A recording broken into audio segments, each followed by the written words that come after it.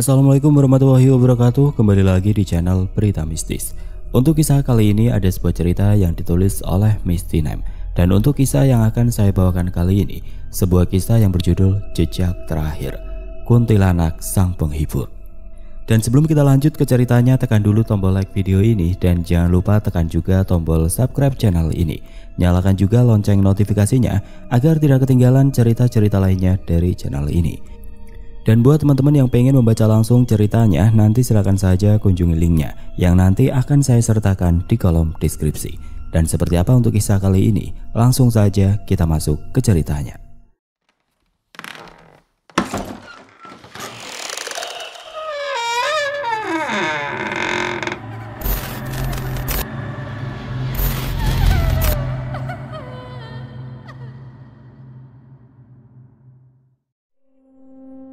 Degup jantung tidak beraturan, nafas yang tercekat nyaris tertinggal di tenggorokan.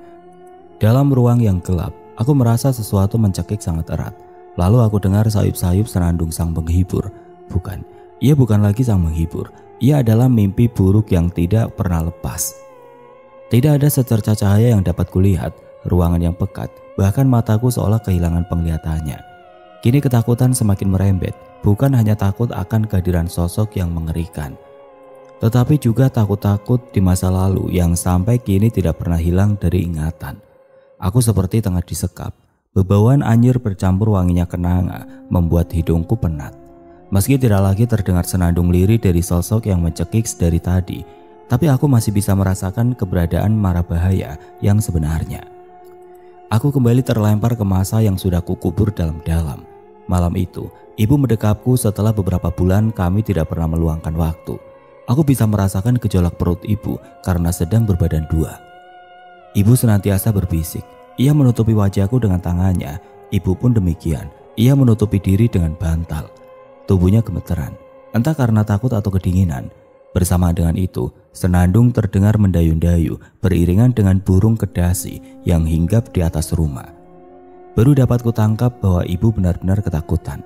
Ia berbisik, suaranya parau. Aku tahu ibu sedang menangis sesegukan, tapi ditahan. Aku tidak mengerti apa yang membuat ibu menangis. Namun tidak berselang lama senandung itu berganti dengan teriakan nyaring. Kemudian disusul dobrakan dari pintu belakang. Malam yang mencekam, ibu berteriak, merasakan perutnya yang mulas, sementara aku tidak bisa berbuat apapun. Keadaan rumah menjadi kacau. Tepat ketika ibu berjalan tertati-tati, sorot kuning dari kejauhan menembus gorden pintu jendela kamar. Mataku segera mengarah. Aku berteriak dengan berusaha menggapai ibu yang sudah bersandar pada pintu.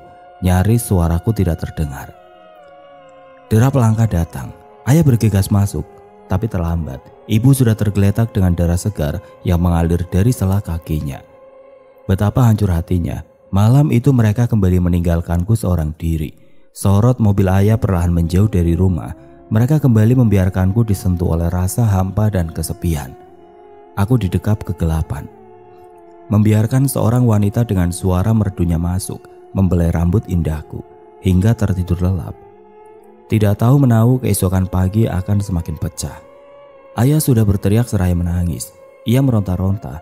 Aku terhenyak, bangkit dari tidur yang membawaku masuk ke alam mimpi yang indah. Ketika jeritan ayah semakin kencang, barulah aku sadari sesuatu yang serius terjadi. Mataku membulat. Rasanya jantungku seperti dipukul begitu kencang. Aku tidak tahu harus bereaksi apa. Ayah sudah terduduk dengan kedua tangannya yang bersimbah darah. Ia menangis, meraup darah tersebut. Lalu di hadapannya, ibu tergeletak. Matanya mendelik, perutnya yang hamil besar tiba-tiba mengempes. Detik-detik itulah hidupku semakin runtuh. Setelah aku ingat jelas kematian ibu yang janggal berkaitan dengan sang penghibur, apa yang ia inginkan. Aku mulai bernapas lega, seolah mendapat semburan angin sejuk yang mengusir bau anyir bercampur kenanga. Tubuhku yang kaku kini bisa digerakkan. Gelap pandanganku kini berangsur pulih. Aku terhenyak di atas kasur yang basah, peluh masih bercucuran. Mimpi yang tidak menyenangkan. Malam kelabu, riang suara kami menjelma menjadi musik yang merdu, memecah kesunyian yang selalu merajai tempat kami tinggal. Tidak ada pincang atau bahkan bising warga sekitar. Kami selayaknya hidup di tengah hutan. Hanya terdengar burung kedasi yang setia meneror setiap malam. Seolah ia terbang mencari sesuatu untuk dimangsa di sekitar rumah. Tapi bagiku, nyanyian yang terdengar setiap malam itu adalah panggilan bagi sang penghibur yang tidak pernah absen mengunjungi kami. "Diam, jangan ada yang bersuara," ibu berbisik ketika kami masih asik menonton televisi. Saat-saat menegangkan pun dimulai. Ayah mematuhi segala perintah ibu, kemudian langsung mengurangi volume pada televisi yang masih menyala di hadapan kami. Aku didekap oleh ayah. Aku yang masih polos itu tidak mengerti apa yang membuat mereka sangat ketakutan. "Apa dia bakal kembali?" Ayah bertanya seraya berbisik. Aku hanya bisa memandangi kedua orang tuaku yang sudah banjir keringat. Suara bisikan mereka berangsur-angsur hilang hingga mereka berbicara hanya menggunakan isyarat tangan. Brak, brak. Tiba-tiba saja sesuatu menghantam pintu belakang rumah kami. Kemudian ibu berbisik, "Cepat, bawa Kirana masuk." Ayah sigap mengangkat tubuh mungilku, kemudian berlari membawaku ke kamar. Entah apa yang sedang ia hindari, seolah ingin melindungi aku dari suatu bahaya. Aku memandangi wajah ayah yang resah, bolak-balik melihat ke arah ruang keluarga di mana ibu masih terdiam di sana. Kirana, dengar ayah. Kamu di sini saja. Tutup tubuh kamu pakai selimut. Ingat, jangan keluar sampai ayah kembali." Ayah bicara sangat cepat, bahkan aku saja kesulitan menangkap ucapannya. Namun aku hanya mengangguk ketika ayah menutupi seluruh tubuhku dengan selimut. Ia pun pergi dengan suara langkah terburu-buru. Aku tidak mengerti tujuan ayah melakukan ini, sementara di luar terdengar rintihan ibu. "Apa yang terjadi dengan ibu?" Bisikanku tidak mendapat balasan. Tentu kini aku seorang diri di dalam kamar. Sesaat kemudian baru aku sadari bahwa ayah dan ibu sudah pergi meninggalkan aku di rumah sendiri. Sorot lampu mobil mereka bersinar terang, lalu sekejap hilang. Mereka benar-benar menjauh sekarang. Kenapa mereka pergi? Kenapa ninggalin aku sendiri? Pertanyaan Kirana kecil masih tersimpan sampai sekarang usiaku menginjak dewasa. Aku ingat betul bagaimana mereka pergi. Kemudian di pagi hari mereka pulang dan terkejut melihat aku yang sudah menyiapkan makan sendiri. Tanpa berkata apa-apa, ibu langsung memeluk seperti tidak punya rasa bersalah meninggalkanku seorang diri. Namun, semalaman keadaan rumah tidak merasa mencekam seperti beberapa hari ke belakang. Aku lupa tepatnya bagaimana seorang wanita berhasil masuk ke dalam kamar. Ia bernyanyi dengan lembut, membelai rambut hitamku yang panjangnya sebahu. Sang penghibur, aku menyebutnya demikian, sebab setiap kali terdengar suara ayah dan ibu di rumah, ia selalu datang bersama dengan lirik kedasi yang hinggap di genteng rumah. Akan tetapi kedatangan sang penghibur mengantarkan kematian ibu yang memilukan. Beberapa hari setelahnya kami tertimpa musibah besar. Ibu meninggal bersama dengan bayi yang dikandungnya, sementara ayah jelas terpukul. Karena sakit hati itulah ayah memboyongku untuk pindah. Kejadian yang berlangsung bertahun-tahun itu tetap membekas sampai kematian ibu tidak terungkap sebab yang masuk akal. Apalagi ayah hanya diam menanggapi segala pertanyaan keluarga tentang keadaan ibu sebelumnya. Kini usiaku sudah menginjak kepala 2 dan aku tidak tinggal di rumah masa kecilku tentunya. Rumah yang berada di kompleks Semarang, jauh dari perkotaan, sudah kami tinggalkan. Kemudian ayah dan aku pindah ke Yogyakarta, di mana aku tinggal sekarang. Namun kematian ibu tidak akan pernah terlupa begitu saja. Bahkan saat aku duduk di bangku SMA, rasa sedih serta kerinduanku pada ibu membawa niat untuk bergabung dalam komunitas pencari hantu. Entah mengapa aku jadi ikut-ikutan mereka yang senang keluar tengah malam. Mungkin bagi beberapa orang, kegiatan kami tidak bermanfaat dan hanya membuang waktu. Tetapi bagiku tidak. Justru karena komunitas kami membantu banyak nyawa di luaran sana. Bukan sekedar komunitas yang diisi oleh orang-orang pemberani, penyuka hantu, sedikit yang penakut, atau bahkan orang yang merasa punya dunia sendiri. Komunitas kami diisi dengan orang-orang berkemampuan spesial. Kukatakan spesial sebab banyak dari kami yang notabene dukun karena menguasai beberapa ilmu putih, ilmu hitam, atau keduanya. Maka dari itu aku katakan komunitas kami telah membantu banyak nyawa di luaran sana. Kami menyelamatkan beberapa orang gangguan sihir, penyakit tidak berkesudahan, dan membebaskan jiwa-jiwa tersesat yang terus berkelana di alam manusia. Aku banyak mengambil kesimpulan serta pembelajaran dari mereka-mereka yang berperan besar. Meski aku tergabung dengan mereka yang berkemampuan spesial, bukan berarti aku memiliki kemampuan spesial pula. Aku hanya orang biasa yang kebetulan sedikit peka untuk merasakan keberadaan mereka. Awal aku tergabung dalam komunitas ini juga karena kawan sekolahku Reza. Ketika itu kami selesai mendapat tugas untuk membakar rumah yang menjadi sarang wewe gombel di ujung Sleman. Memandang rumah dengan corak Belanda itulah yang mengingatkanku dengan rumah lama yang pernah kami tinggali di Semarang. Syukurlah, nggak bakal makan korban lagi, kataku pada Reza saat itu. Kebetulan kami tugas bersama 2 orang lainnya, yaitu Bayu dan Anjani. Mungkin saja mereka hendak bernapas lega setelah menukarkan seluruh tenaga untuk memindahkan sosok yang berdiam di sana puluhan tahun lamanya. Apalagi Anjani, gadis dengan kuncir kudanya mulai mengibas kemeja yang basah oleh keringat. Ia berjalan ke arahku, dan Reza yang tampak merenung memandangi kobaran api yang hampir padam. Disusul dengan Bayu yang baru saja berbincang dengan kepala desa setempat. Mereka cukup peka dengan perasaan seorang gadis yang bertahun-tahun lamanya tidak merasakan kasih sayang seorang ibu karena nasib malang yang menimpa. Anjani langsung menepuk pundakku. Kita pergi ke Semarang, bawa jiwa ibumu pulang. Seletuk Anjani membangkitkan keputusasaan yang melekat kental dalam jiwaku. Aku memandangi Anjani takjub. Ia memang yang paling peka di antara kami. Beberapa waktu lalu aku sering bercerita bahwa mendapati sebuah mimpi tidak mengenakan tentang masa kecilku di Semarang. Anjani langsung tahu bagaimana resahnya aku setelah kejadian yang menimpa ibu hingga merenggut nyawa.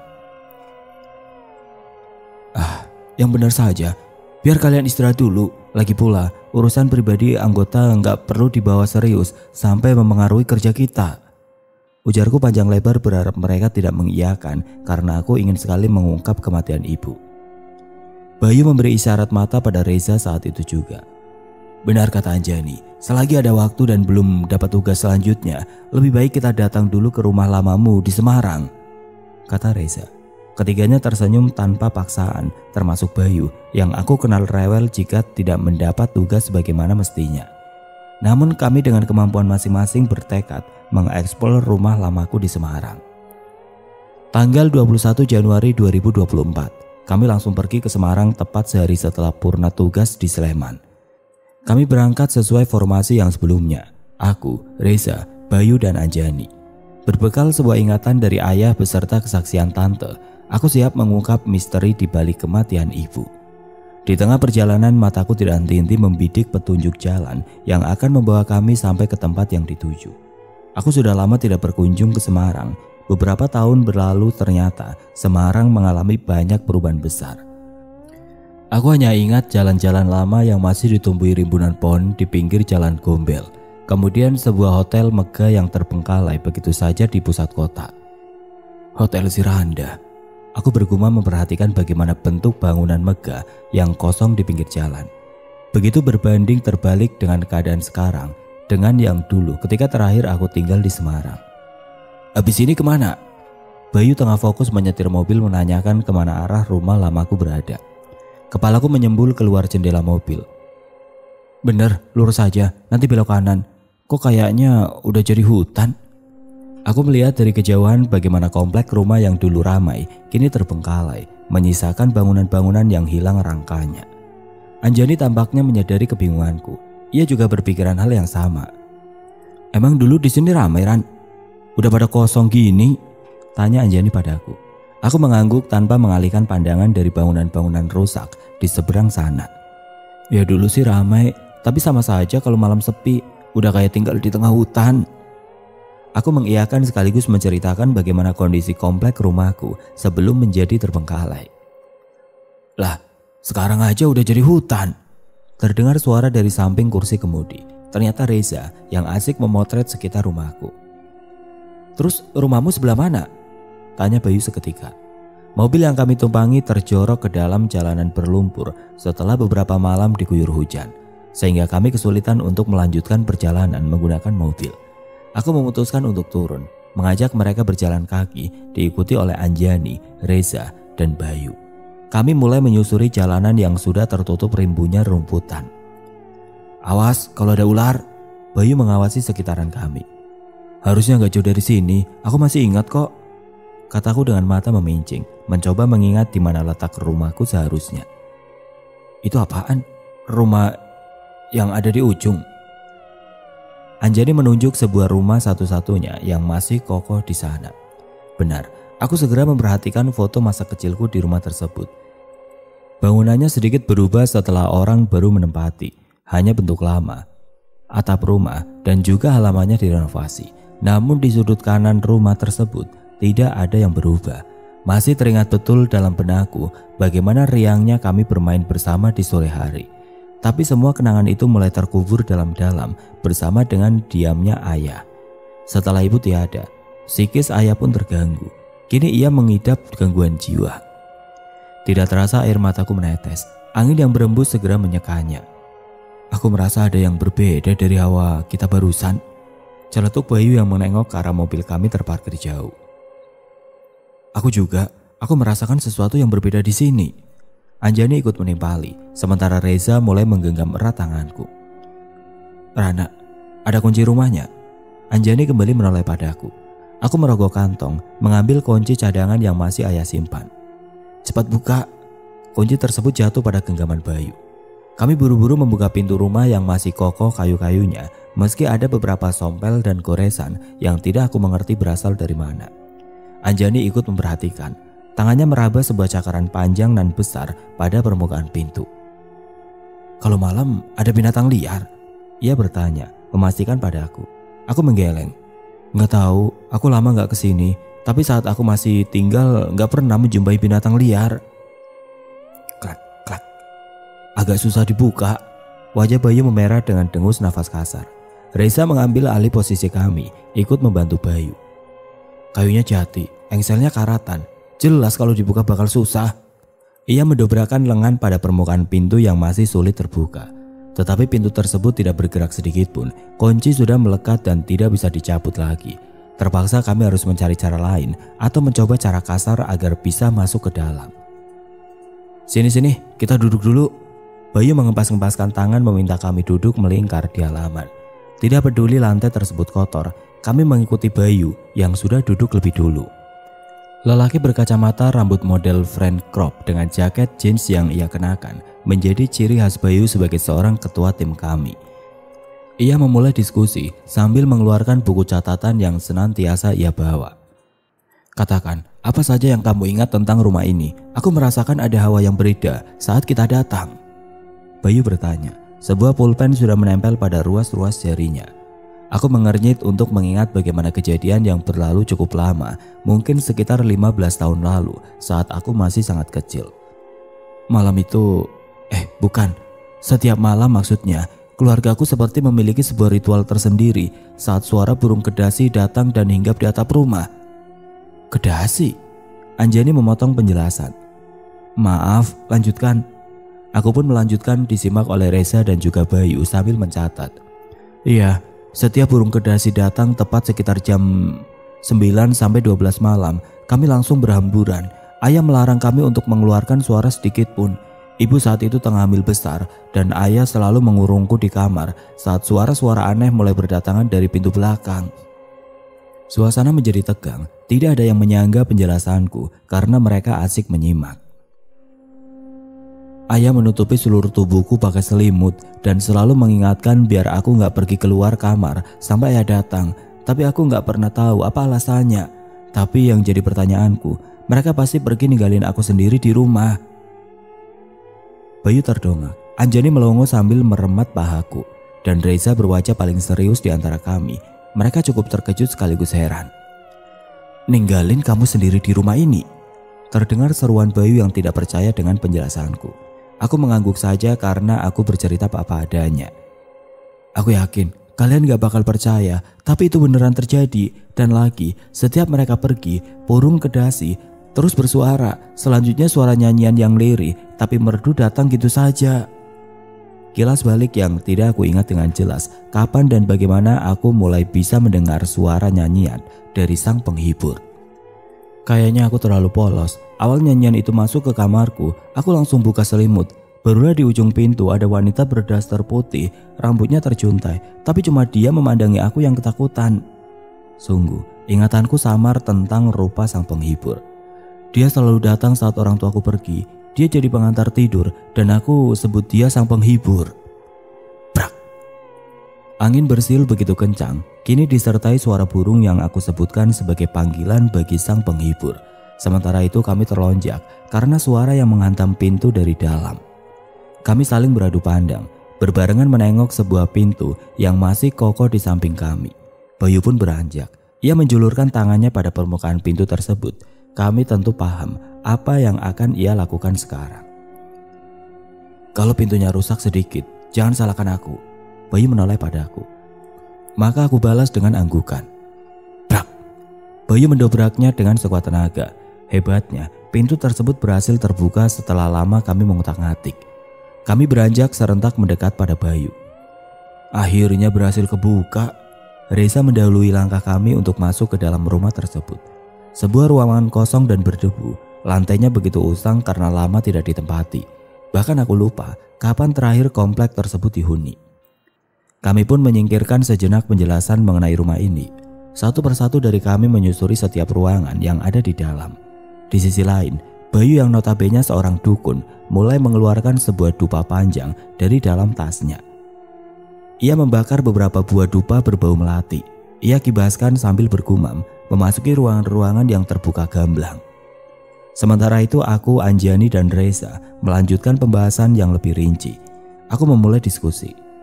Sang penghibur, aku gak tahu gimana sosok jelasnya. Mungkin karena aku masih terlalu polos. Jadi dulu aku berpikir kalau orang tuaku memanggil seseorang untuk menjaga selagi mereka pergi. Anjani dan Reza mengangguk berbarengan. Lalu apa yang kamu ingat tentang dia? Tanya Reza. Dahiku mengernyit tajam. Aku gak pernah takut sama dia. Justru setiap dia datang, tidurku semakin nyenyak, seolah aku dekat dengan ibu. Aku menunjuk sebuah ruangan yang terbuka di hadapan kami. Di situ kamarku dulu. Reza menghampirinya, kemudian masuk bersama Bayu. Entah apa yang akan mereka lakukan. Apa kamu ingat selain tentang sang penghibur? Anjani memperluas pembicaraan kami untuk menemukan titik terang mengenai kematian ibu. Aku pernah ingat saat sang penghibur datang, tiba-tiba aku mimpi dibawa ke suatu tempat gelap. Kataku sambil mengingat. Sebuah hutan. Aku diterlantarkan di atas pohon durian. Selain itu aku ingat betul gimana sang penghibur mengatakan. Anjani begitu serius mendengarkan. Mengatakan apa? Dia bakal bawa aku atau anak yang dikandung ibuku. Aku memukul kepala secara tiba-tiba. Aku gak ingat gimana aku bisa sadar setelah mimpi itu. Tapi berminggu-minggu kemudian ibu selalu menjerit setiap malam. Tunggu, aku rasa dia menginginkan sesuatu. Anjani menghentikan penjelasanku. Apa sebelumnya dia selalu datang? Atau saat ibumu hamil aja? Sebuah buku gambar mulai dipoles dengan pensil oleh Anjani. Aku menggeleng, benar-benar tidak mengerti sebab aku masih terlalu kecil. Aku gak ingat sama sekali. Kalau dia bilang ingin bawa kamu atau adikmu, ada kemungkinan dia sosok Wewe Gombel, Palasik, atau seperti Asih. Kamu tahu Asih? Tentu, siapa yang tidak tahu Asih? Seorang wanita dalam cerita Risa Saraswati. Gelagatnya memang persis seperti Asih. Tapi bedanya, sang penghibur tidak mencelakai kami secara langsung. Apa begini sosoknya? Anjani menunjukkan seseorang yang ia gambar. Dan sangat mengejutkan, mata lain Anjani bekerja dengan baik bersama bakat menggambarnya. Ia benar-benar detail menggambarkan bagaimana sosok sang penghibur yang selalu datang setiap malam. Benar, kamu benar. Mataku melotot. Aku langsung meraih buku gambarnya. Benar-benar persis. Apa kamu bisa lihat dia? Anjani diam. Wajahnya menoleh pada pintu belakang rumah, tepat di mana sang penghibur selalu tiba setiap malam. Dia ada di sini. Anjani menunjuk pintu tersebut, kemudian beranjak. Dia mencarimu, kata Anjani segera. Sesaat setelahnya suara tawa melengking terdengar hendak merusak kuping. Bayu dan Reza langsung keluar dari kamar. Mereka menarik tanganku dengan kencang tanpa tahu maksud dan tujuannya. Kami kembali menuju mobil yang terparkir jauh. Di depanku, Bayu meminta untuk berlari cepat, sedangkan sepatu kami sudah berat karena tanah-tanah basah yang menempel. Tunggu, kenapa sih kok ngajak pergi? Tanyaku dengan nafas tersegal-segal karena kesulitan berjalan. Udah, nanti saja di mobil, cepat masuk, kita pergi sekarang. Bayu sudah berada di mobil. Ia melambai-lambai.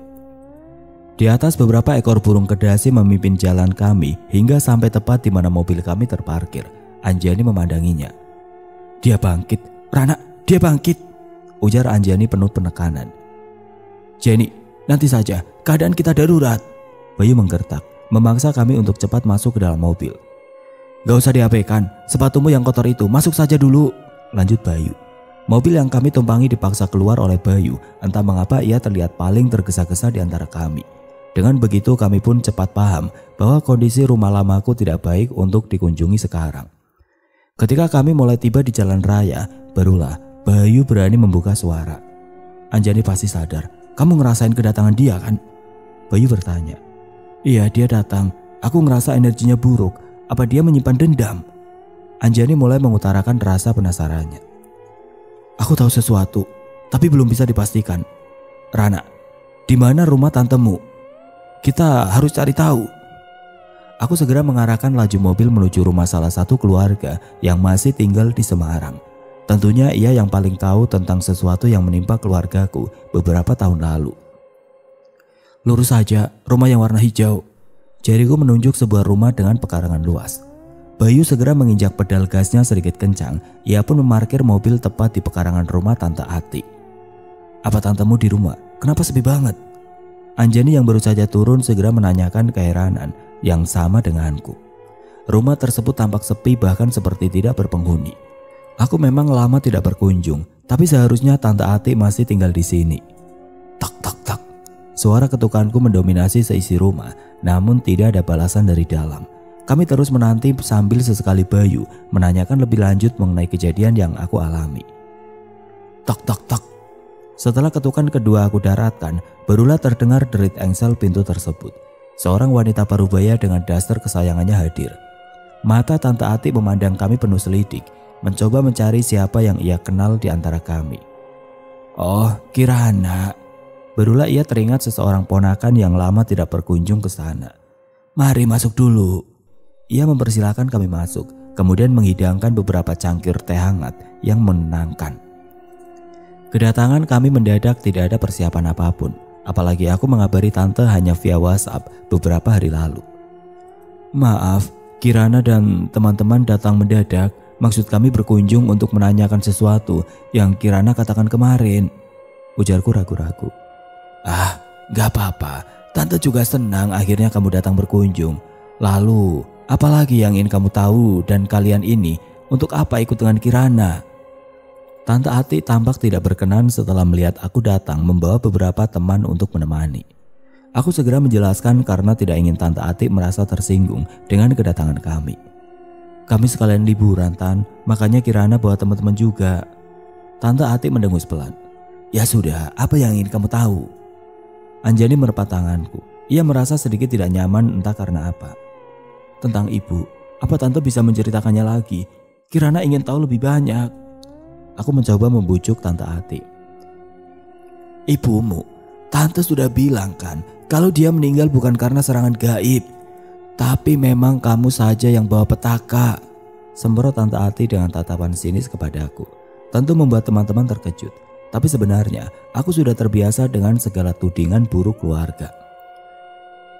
Kirana ingin ceritakan baik-baik aja Tante. Karena udah dewasa, berhak tahu tentang kematian ibu. Toh cuma Tante yang tahu karena hari sebelumnya banyak berkunjung ke rumah. Beberku sambil membenarkan kejadian yang berlangsung beberapa hari sebelum kematian ibu. Tante Ati melengos dengan bibir manyun. Terus maksud kamu, Tante paling tahu soal kematian ibumu? Bukan gitu Tante, kami hanya ingin mengungkap kebenaran. Saut Bayu dengan senyum ketir. Aku sontak menggeleng kepadanya agar ia tidak ikut campur dulu. Menurut Kirana, kematian ibu gak wajar, maka dari itu Kirana ingin mengungkap.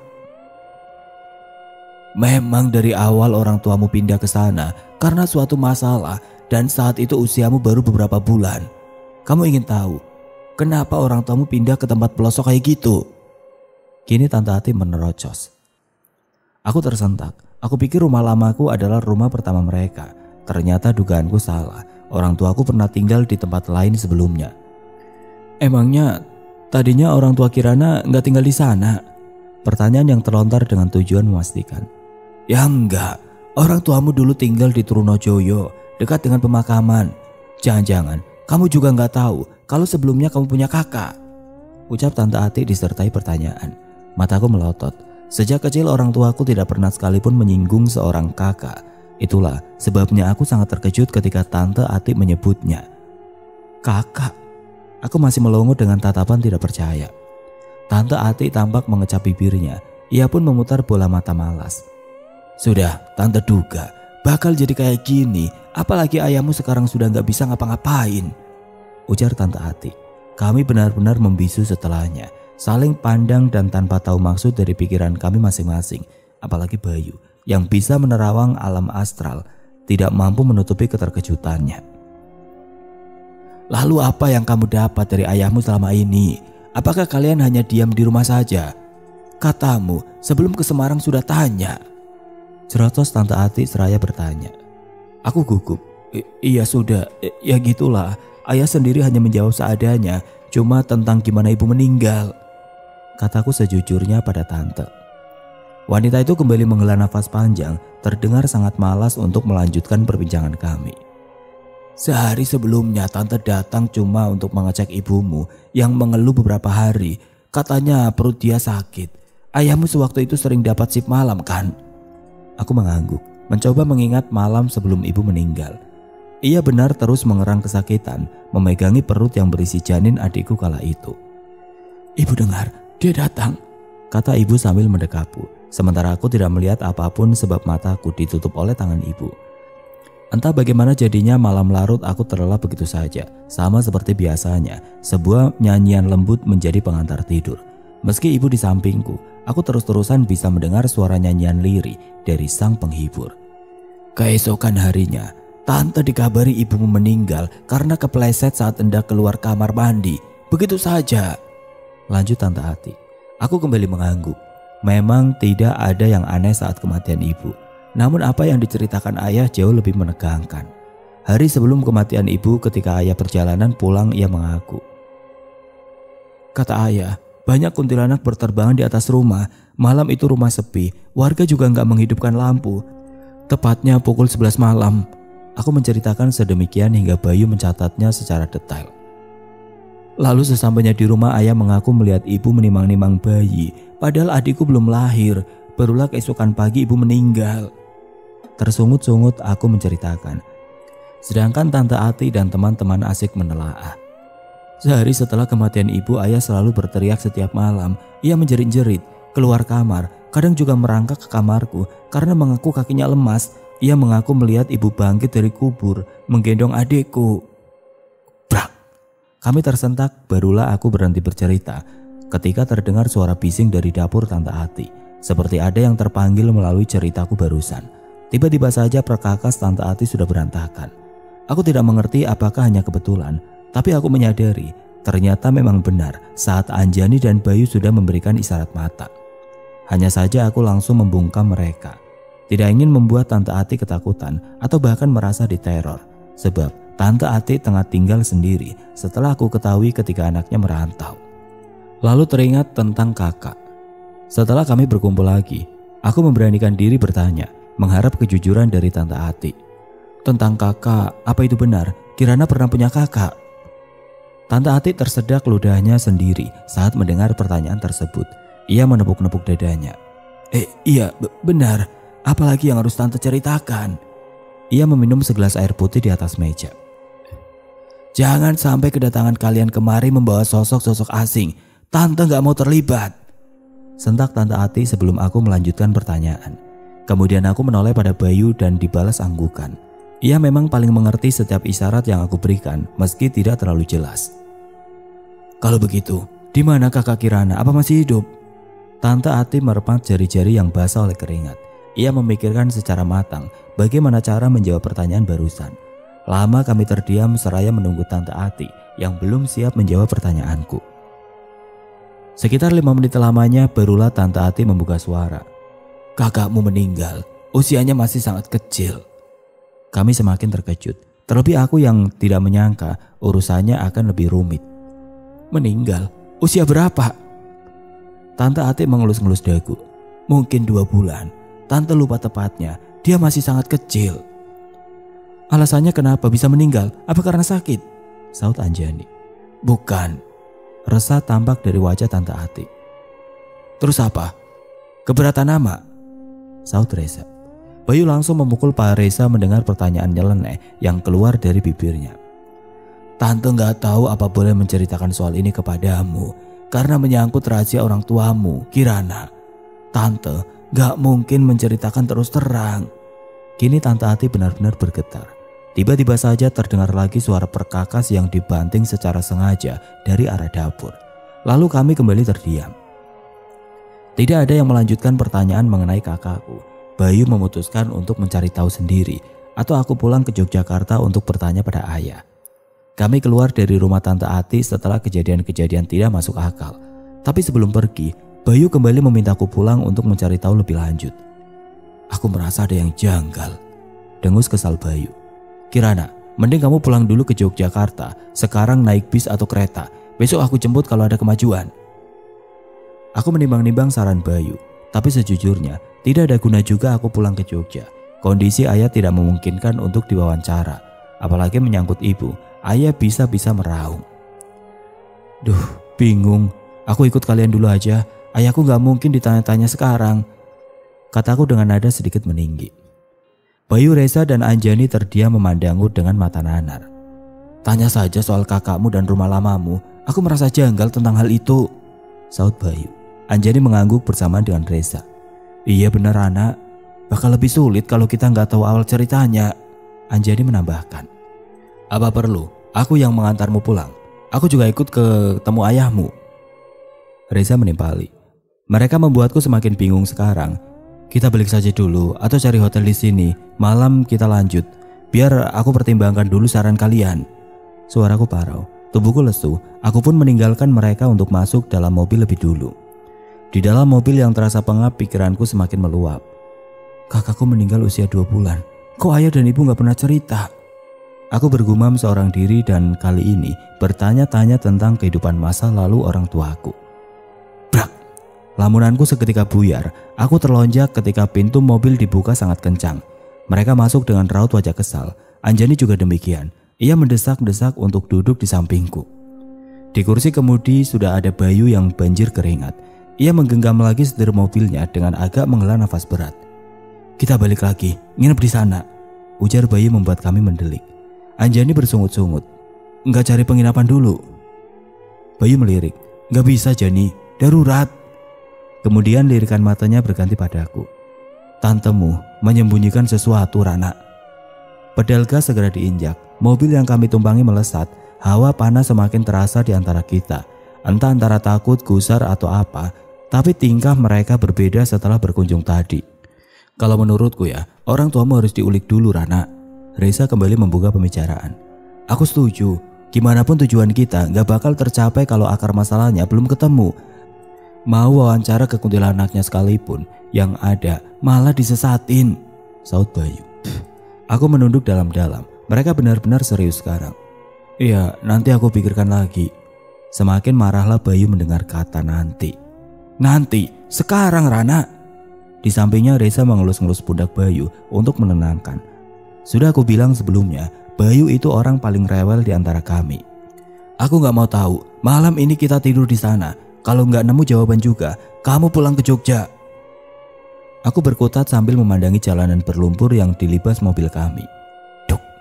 Tiba-tiba saja mobil seolah menabrak benda keras. Kami terhuyung lalu memusatkan pandangan pada sesuatu di depan.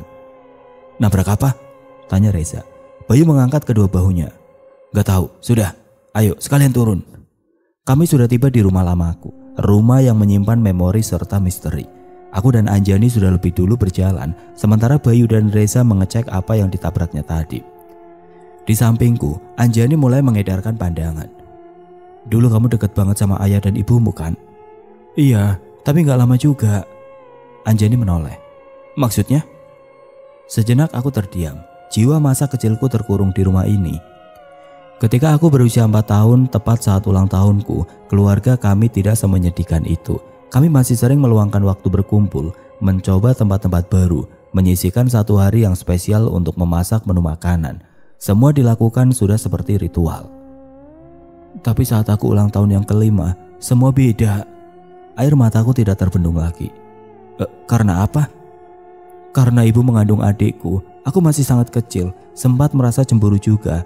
Apalagi setelah hamil besar, ibu kan jarang meluangkan waktu.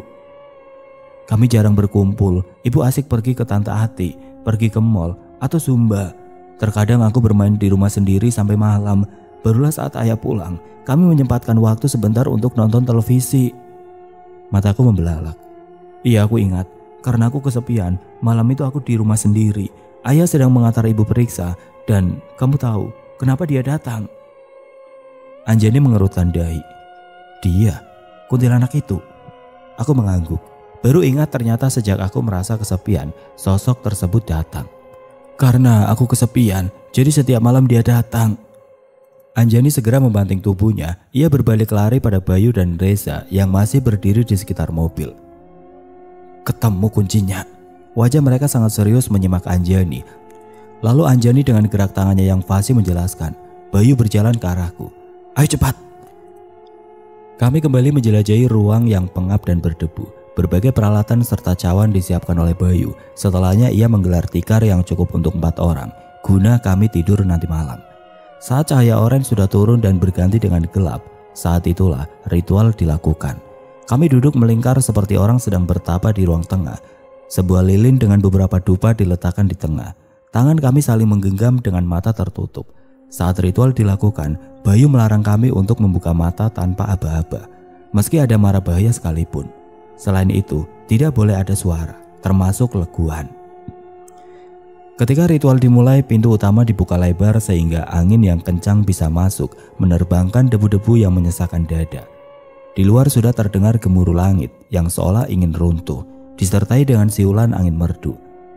Kami masih diam menajamkan indera pendengaran, bahkan suara detak jantung kami sendiri bisa terdengar. Brak, brak. Mulai terdengar dobrakan pintu dari arah belakang. Lalu suara burung kedasi yang mulai hinggap di atas rumah. Berkali-kali pintu belakang didobrak, tapi tidak kunjung terbuka. Di sisi lain, samar-samar bau asing menguar. Bau ini lain dari dupa yang dibakar. Sedikit berbau mawar, tapi sedikit anyir juga. Jantungku semakin berdegup kencang manakala suara seretan langkah kaki mendekat. Suaranya agak berisik, lalu bisa diibaratkan seperti suara sapu yang bergesekan dengan lantai. Orang percaya, jika datang suara semacam itu, maka pertanda kedatangan kuntilanak yang rambutnya terjuntai. Bayu bersiul. Aku mulai ragu, Bayu melanggar aturannya sendiri. Apa yang ada di depanku? Batinku meronta-ronta. Hawa yang sejuk terasa lepas begitu saja. Di sisi lain, aku seperti tidak merasakan kehadiran teman-temanku. Meski tangannya aku genggam, tiba-tiba muncullah resah. Aku bimbang untuk membuka mata. Bayu kembali bersiul. Kirana, kali ini suara sentakan seseorang berhasil membuatku benar-benar membuka mata. Suara yang sangat mirip dengan ibu. Ketika mataku terbuka lebar, melirik ke sana dan kemari, ruangan masih sepi dan gelap. Lilin di depan kami masih menyala terang, tapi teman-temanku tidak berkutik. Wajah mereka pucat pasi, tangannya dingin sekali. Aku berhadapan dengan Bayu yang juga menunduk. Mataku mengamati penuh selidik. Sesaat kemudian ia kembali bersiul sambil mendongak. Bayu tersadar, akan tetapi seluruh bola matanya hitam. Kirana. Dan suara yang mirip ibu ternyata berasal darinya. Nafasku tersegal-segal, aku tidak bisa mengendalikan diri. Sementara pintu belakang kembali didobrak, sosok siapa yang merasuk dalam tubuh Bayu. Aku berkutat pada mata Bayu yang sepenuhnya menghitam. Ah! Di belakang Bayu kini muncul sosok berjari kering nan putih. Wajahnya menyembul dari balik tubuh Bayu. Dengan senyum menyeringai, matanya sama dengan Bayu, hitam seluruhnya. Kirana! Aku menggoyangkan tubuhku ke kanan dan ke kiri agar genggaman tangan ini dilepas oleh Reza dan Anjani. Namun semakin aku paksa, mereka semakin erat. Angin kencang menerbangkan dedaunan kering masuk ke dalam. Lalu baru kuingat ada satu aturan lagi dalam ritual kami.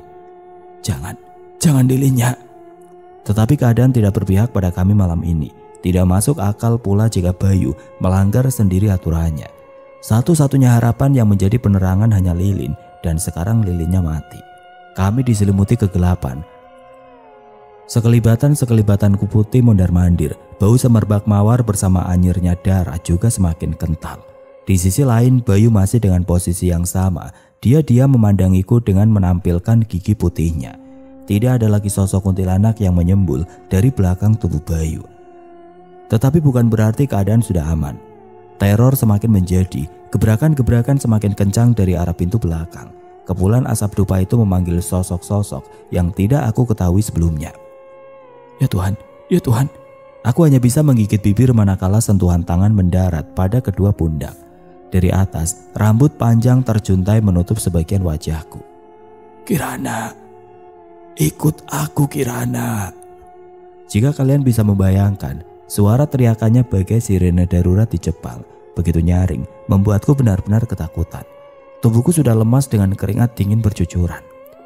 Lalu tidak lama setelahnya genggaman tangan Reza dan Anjani melemah.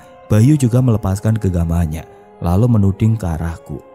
Sementara aku sama sekali tidak berani menoleh ke belakang. Apa ini?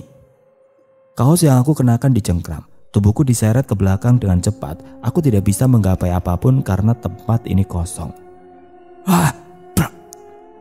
Seretan kasar darinya membawaku masuk dan terkunci di dalam ruangan bekas kamar. Sampai saat ini aku tidak ingin menoleh kemanapun, bahkan saat sosok tersebut memindahkanku sekarang. Aku hanya bisa terpejam, sambil berharap semua berlalu begitu saja. Nafasku sudah berat, merasa nyawaku tinggal sebentar. Nyanyian burung kedasi masih terdengar kencang di luar, lalu disusul dengan siulan Bayu sekali lagi. Ruangan bekas kamarku ini terasa lembab, sehingga suara-suara yang terdengar bisa memantul. Sang penghibur.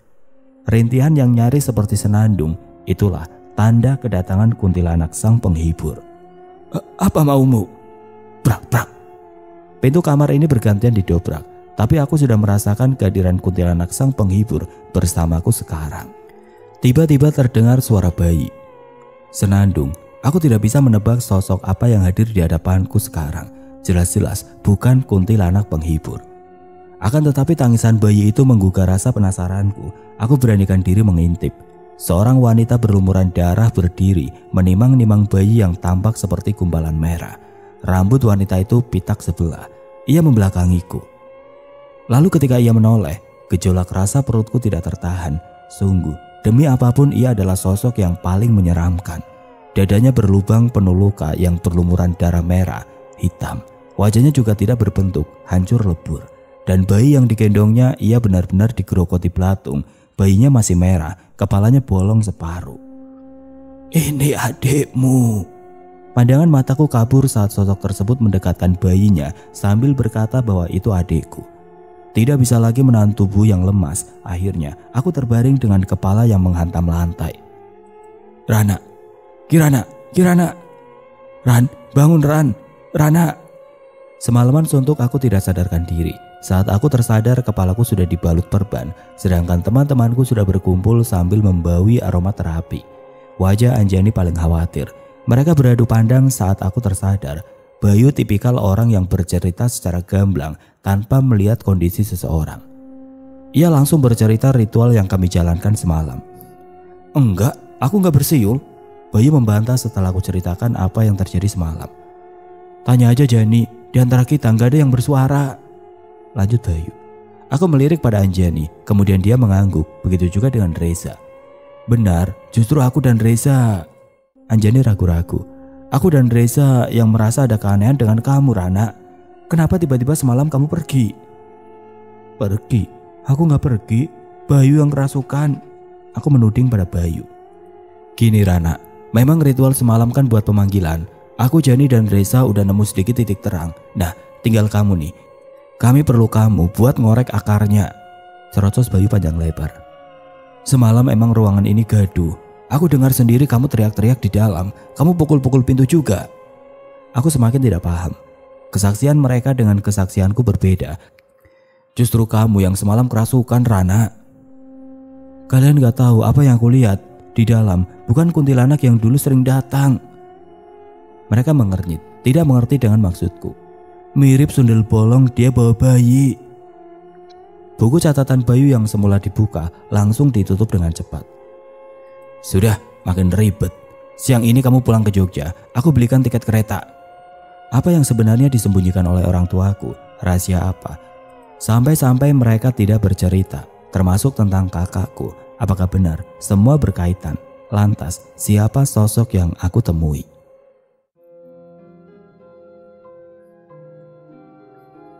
Oke teman-teman, sampai di sini dulu ceritanya. Nantikan kelanjutan kisah ini di video berikutnya. Agar tidak ketinggalan, klik tombol subscribe channel ini dan nyalakan lonceng notifikasinya. Wassalamualaikum warahmatullahi wabarakatuh.